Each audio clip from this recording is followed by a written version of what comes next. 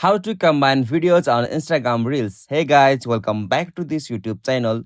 Today I will show you that how can you combine video on Instagram Reels. So let's get started. On this process, at first you'll have to open the application Instagram with your account. Alright, so after you open the Instagram app with your account, you'll got such interface. So from here, you'll have to tap on the plus icon just at the bottom. So simply you have to tap on it. Alright, so from this section, you'll have to swipe right and go the option Reels. So simply swipe right. Alright, so from the Reel section, you'll have to select the videos or you can also record 2 videos. So right now, I'm selecting 2 videos.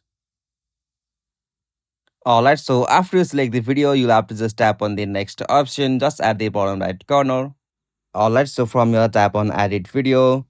Okay, so from here, as you can see, I have successfully combined 2 videos on my Instagram Reels. So like I can also edit the video's duration from here and I can add some music or transitions. So in this way, you can also combine videos on your Instagram Reels.